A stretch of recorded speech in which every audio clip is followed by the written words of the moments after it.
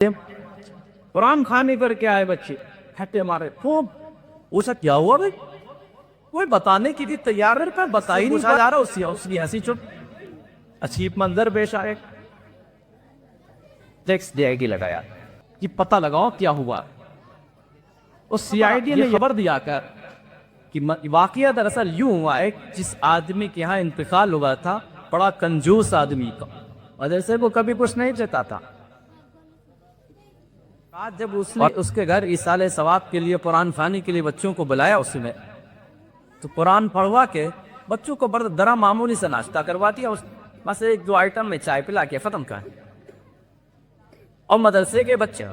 پھر کہاں چھوڑنے والے یہ مدرسے کے بچے آپ کو یہ بہت شاطر ہوتے ہیں